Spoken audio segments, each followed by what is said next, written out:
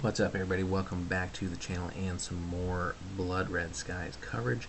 So we started a while back with a video on how to collect the Germans or Luftwaffe for the game, and we're coming back around finally, and we're going to try and finish up all the factions for you guys. So today we're going to focus on the United States Army Air Force, the USAAF.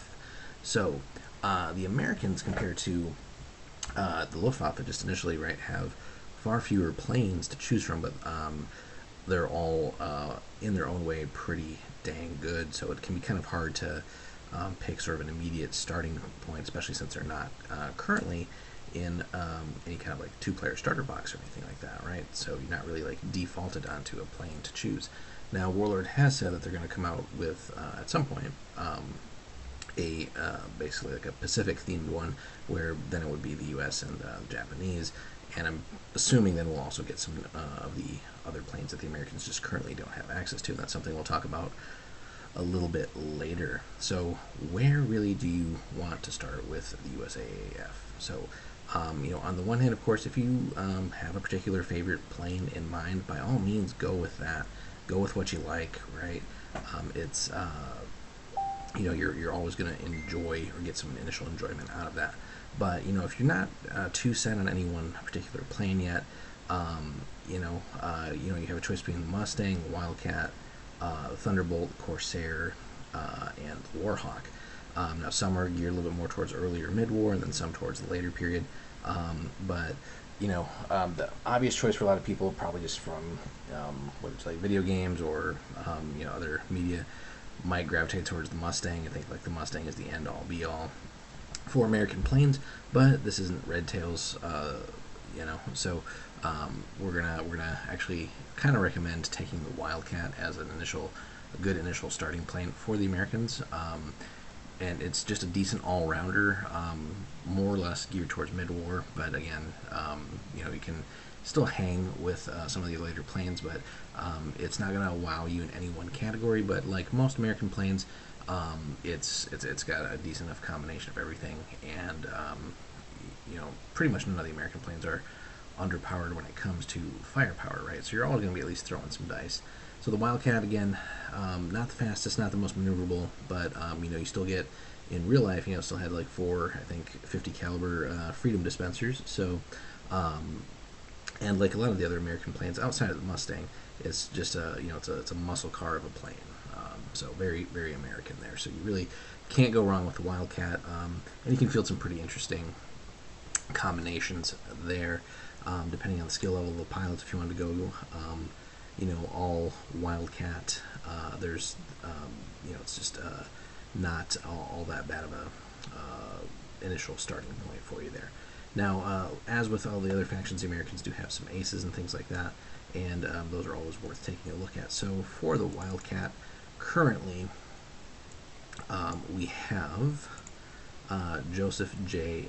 Foss, and again, aces aren't something that's required for any one plane or faction, or even just to purchase outright, but it does let you have some more advanced options. And once you've kind of like, again, mastered a plane, it's always a nice idea to potentially collect an ace, just to throw that in there, because again, you will have to respect the fact that an opponent will probably field an ace at some point, and just knowing how to deal with those types of pilots and some of the other skills and stuff that they bring to their their respective force is well worth knowing. So Foss is pretty good overall. Again, just taking what's there and making it even better for the Wildcats. So, but again, as with anything, really, if you already have if you have a particular favorite ace or something in mind, by all means, again, buy what you like. But assuming here, just kind of starting off without any one particular preference. So,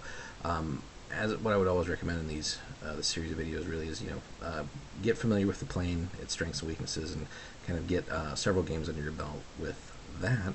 And then, then it's worth looking at the ace before you, move on to other planes and things like that. So it's certainly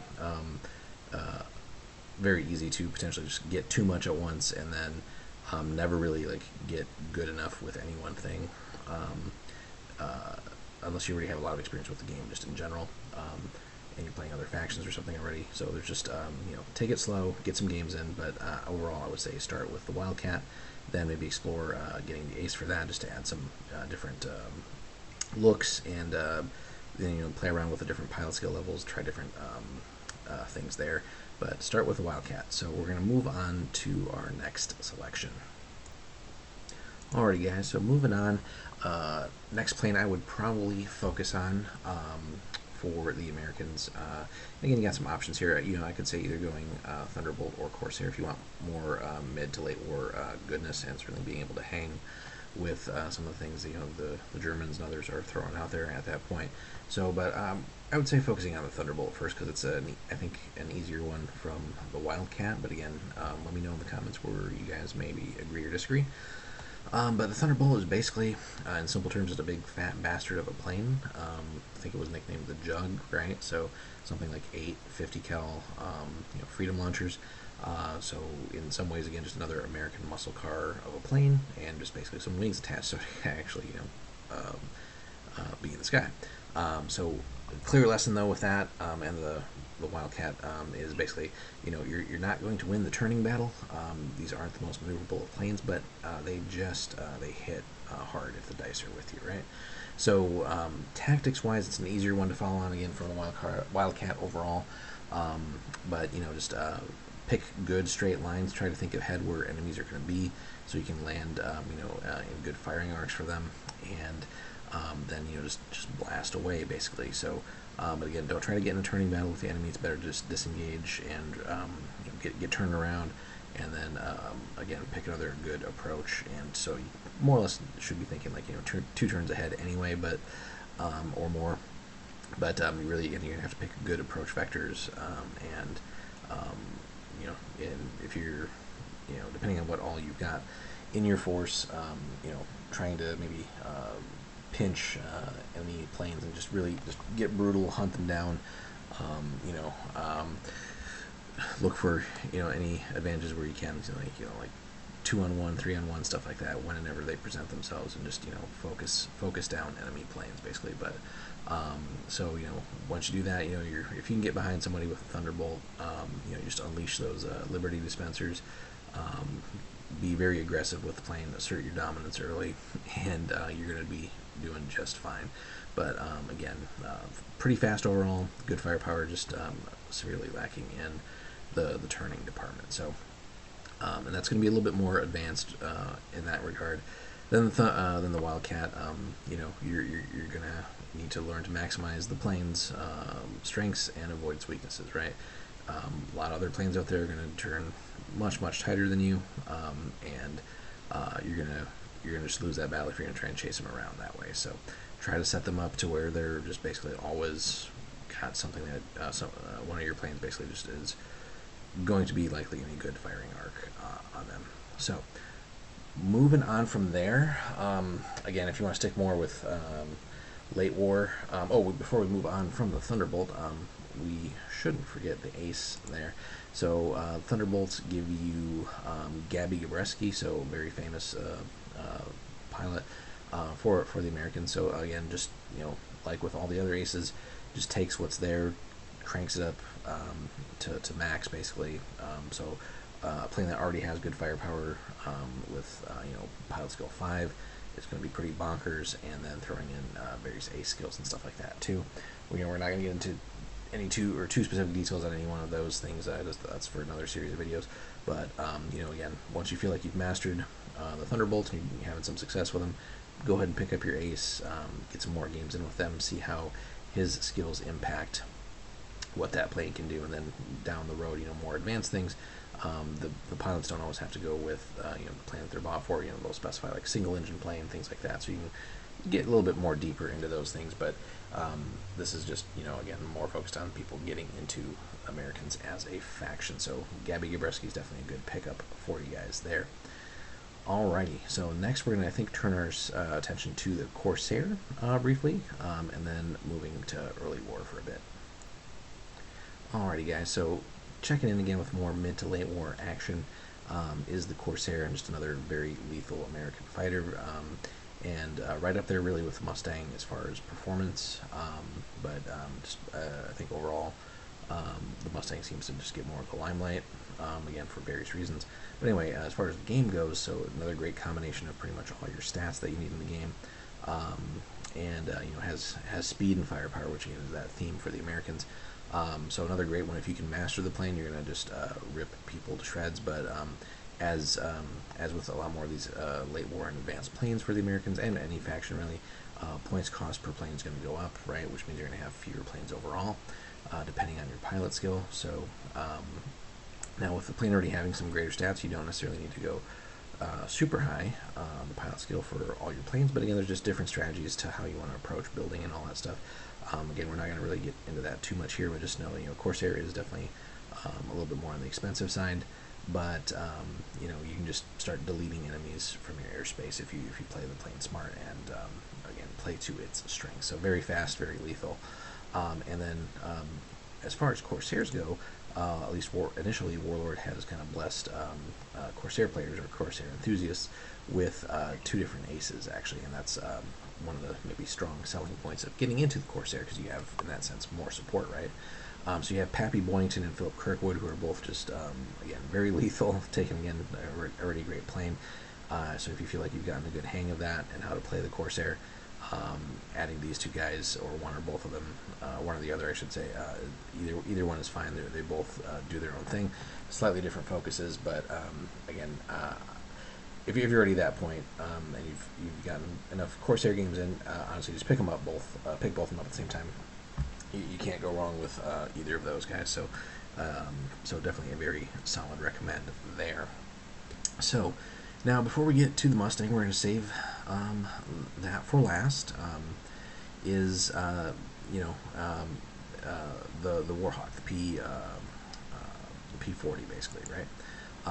So the Curtiss P40 Warhawk. So it's more of an early war plane, but and that's kind of the primary offering that they get there for the Americans, and you really could put it into mid-war and stuff too. Don't remember if it does have any further late war variants, but it's a decent little plane, kind of like a baby Mustang for the early war period, so it certainly can hang with pretty much everything else at that time period.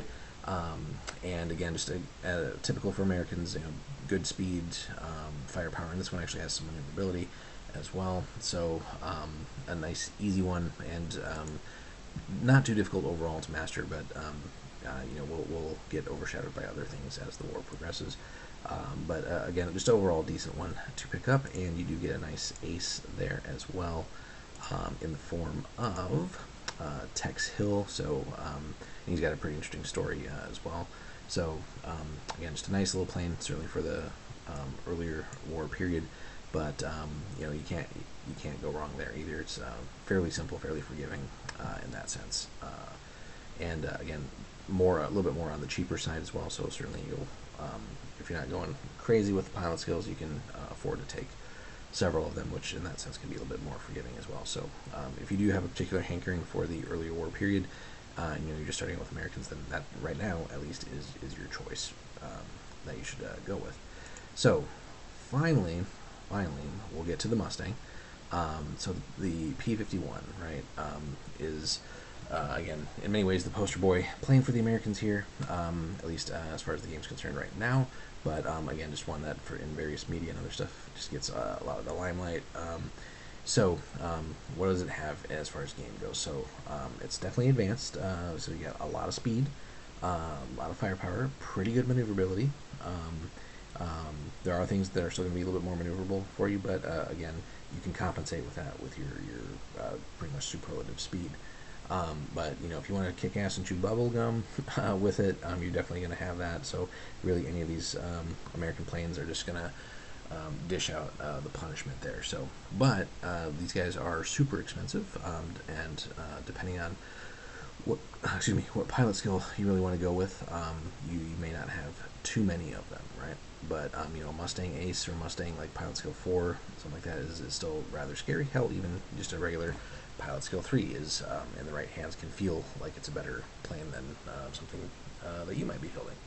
But definitely requires some skill to play.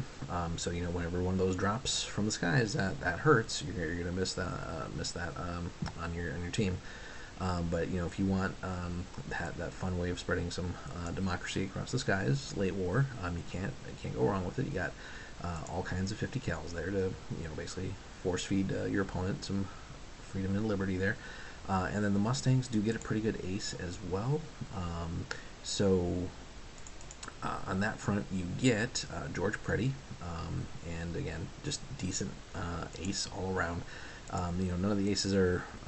There's no such thing as a bad ace, right? That would be kind of pointless. But again, taking an already expensive plane and then paying that premium for those elite skills that you're getting. So without getting into any one person's specific points cost, but the aces are, as far as I can recall, pretty much all well over 100 points. And if we're playing a typical 500 point list, that's more than 20% of your force wrapped up into one plane there. So again, when you're going that route, you do have to play very smart, very carefully with those aces. You really don't want to lose them, considering you invested so much into that plane. So now again, there's all kinds of other strategies and stuff to get into with list building. Aces, whether you should take them or not, or just go generic aces. And that's again for other later videos. One other thing to mention, of course, is the expansion pack, which every faction has, so definitely worth picking up at some point. Not necessarily an initial buy that you need, but the purpose of the expansion pack, it's not too expensive. It just adds several more plane cards for you, including some of the bombers and stuff, which unfortunately don't really have models yet. But you get other variants of the existing planes, and again, that helps freshen things up. So, once you've gotten a good selection of games in and you've mastered a couple planes, picking this up is a good idea just to get, again, some other variants to try out, and it almost feels like you got a brand new plane there. So, again, Americans have not the wildest selection compared to, again, like Luftwaffe, but for now, just a pretty decent range of very lethal planes that just require some care to get into and play properly. So you're not always going to have the best in any one stat compared to some of the other forces out there, other planes out there. But just in general, the bar is pretty high for American planes. There really are no stinkers here. It just depends on finding that sweet spot of what you're comfortable with quantity versus quality as far as pilot skills and how many planes you really want to be putting up, and whether you want to go the ace route too. So there's all kinds of nasty combinations out there, but again, that's more for a later series of videos. Now, in wrapping up here, we did want to mention, of course, there is, if you're a World War II enthusiast at all, especially Americans, you'll notice there's several gaps in the line, or the range right now, right? There's some very cool planes that just don't have models, right? And presumably that will be addressed once the Pacific sort of relaunch battle, two-player battle set, whatever you want to call it, eventually comes out from Warlord. But if you're watching this and it's already out, then obviously you can disregard some of these points because hopefully those models will be taken care of. But initially, at least, a great follow-on from the Wildcat will be the Hellcat, if and when we get that. The Hellcat is just all around better than the Wildcat. But I think the one that really most people are looking forward to and are very excited about would be when we get the P-38 Lightning. So those are just two off the top. I'm sure we'll get other planes down the road, but that would be fantastic if we could finally get that. That thing should be pretty killer, and excited to see what aces they want to give us for that. But anyway, so we do have more to look forward to for the Americans. So if you're looking at the range right now and you're like, well, there's really not that many planes, even though that's quite a bit of stuff to buy right there.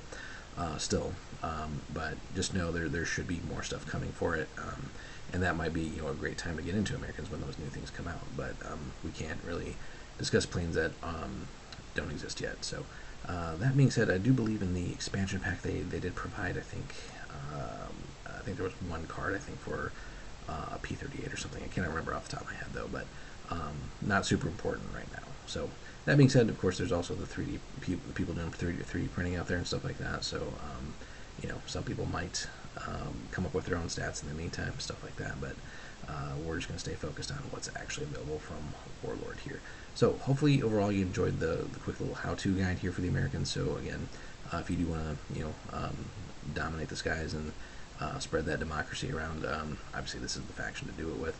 So let us know in the comments, guys, what your favorite planes are for the Americans, what combinations you found to be the most useful, any of the aces that you particularly like or feel could be better. Do any of the planes need any points adjustments? What planes are you looking forward to the most? Again, also don't forget to like and subscribe as well.